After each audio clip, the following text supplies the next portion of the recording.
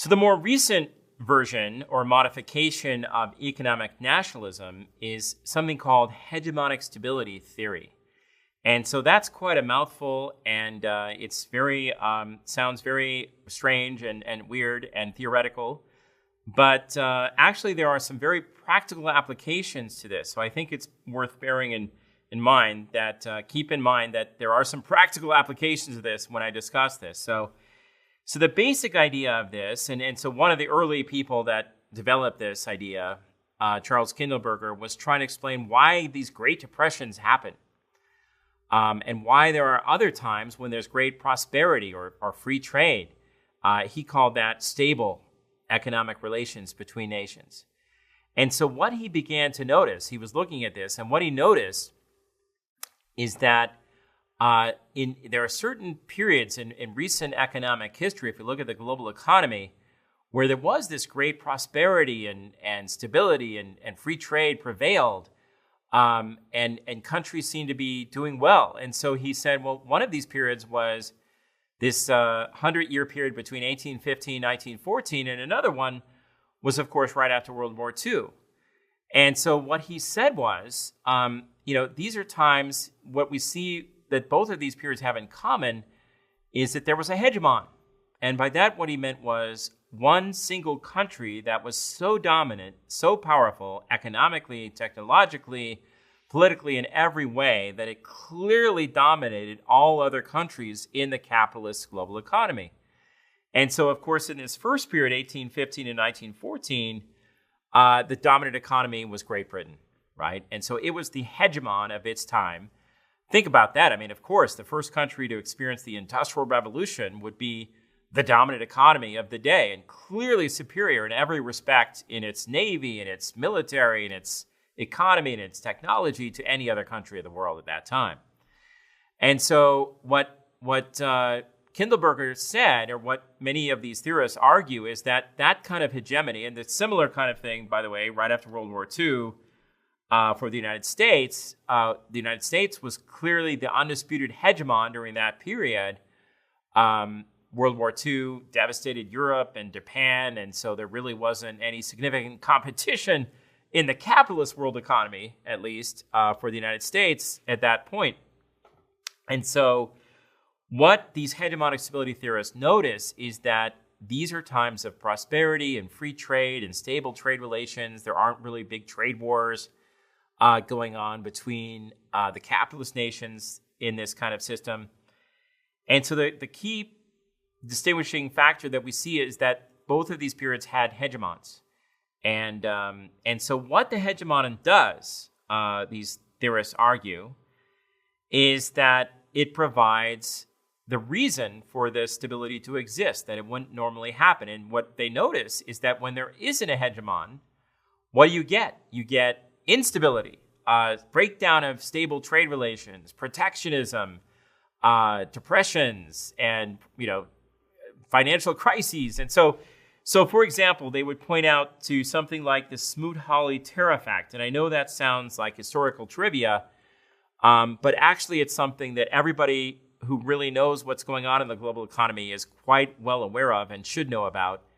And it's something that has been very relevant to the United States in recent years. And the Smoot-Hawley Tariff Act was this. Here's what happened. Right around the late 1920s of 1929, there was a terrible crash of the U.S. stock market. The U.S. stock market had been on a big, roar. It had been rising very rapidly. People were getting rich. There was tremendous prosperity. But in 1929, there was a terrible crash. The stock market crashed. Now, the U.S. did not act like a hegemon in this situation. There was a U.S. financial crisis. But instead, what the United States did is actually two members of the U.S. Congress at that time, Mr. Smoot and Mr. Hawley, two members of U.S. Congress, pushed through the U.S. Congress the most protectionist legislation anyone had ever seen, the Smoot-Hawley Tariff Act of 1930. And the idea was that we're going to put up high taxes on imports to block access to our market, the U.S. market, in this time of crisis, and protect our industries, protect our companies from competition from other companies, from other countries. And the idea was that would create prosperity in the United States. Well, what we saw, instead of that, what happened is other countries followed suit. They retaliated. And there were trade wars breaking out all over the place. And country after country closed off their markets to the United States. And so the United States could not export its way out of this crisis. And in fact, what had been a kind of a serious financial crisis became a decade-long worldwide Great Depression. And so the argument is that when there was a financial crisis, many people nowadays would argue, instead of passing a Buy America Act where we protect the market and only look out for U.S. companies, instead be careful about that because other countries may retaliate, and that could result in a slowdown in growth and actually just the opposite of the outcome. So the liberals would disagree with this approach. But what the hegemonic stability theorists noticed is that the reason this happened is that there wasn't a preponderant, dominant economy. Great Britain was no longer the hegemon. The United States wasn't yet ready or willing to be the hegemon. And so we acted like any country at the time, scared and protectionist and blocked access to our market. Whereas a hegemon would have kept its market open and told other countries to do the same. So what we see when there is no longer a dominant country with that kind of dominant power to tell other countries what to do, we see what, for example, is happening now. We see the world breaking into these regional trading blocks, the EU and the United States and others, forming blocks of countries, groups of countries that are competing with each other rather than free trade prevailing. So at least this is the argument, right, of the hegemonic stability theorists. So what they are saying is that you need a hegemon. A hegemon provides certain collective goods that are good for the global economy. The hegemon does this, and this is why this is an economic nationalist idea. The hegemon does this for its own selfish reasons. But by doing that, it helps every other country that is in that capitalist global economy. So this is the definition of a collective good, right? Or some people call it a public good. And a collective good is a good that somebody provides, in this case, a country would provide to meet its own interests purely, but cannot prevent others from benefiting from. Let me give an example. An example of this would be a farmer that builds a road to get his crops from his own field to the market. And the farmer does this for his own selfish reasons. He wants to sell his products in the market. But of course, because he's built a road from his farm to the market, all the other farmers that live along the road can now benefit from this good. So he has provided a good for his own use, but he can't prevent others from using it. That's a collective good. These other farmers are just the free riders. And so the idea of hegemonic stability theory is that after World War II, the United States provided military security to other countries for its own benefit, right? To protect its own national interests.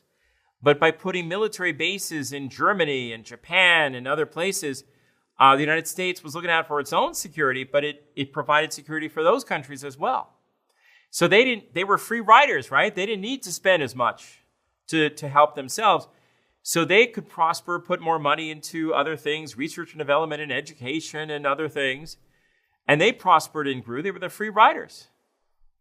The United States, as a hegemon after World War II, said, we're going to keep our market open provided you keep your markets open. We're going to keep our currency stable, but we want you to keep your currency stable so we can export easily to you. And if there is a financial crisis, we will help bail you out. We'll provide the bulk of the funds in that International Monetary Fund, by the way, and we'll help bail you out. But in return, you have to keep your markets open. So this is the idea that a hegemon has, by providing these kinds of things, maybe for its own benefit, its own reasons. It's the economic nationalist idea, right? It's looking out for its own national interests. The hegemon helps other countries grow and prosper. And there is this wonderful mutual prosperity. And so we saw that kind of thing existing during the time of Great Britain's hegemony, and we see it now during the time of U.S. hegemony. But when there isn't a hegemon, you get a breakdown and a collapse and conflict and disputes. And so that's the basic idea of hegemonic stability theory. I know it seems very theoretical and abstract, but believe me, when we start talking about some of how these things work in the real world, we might make some reference to this again and see how it could be applied.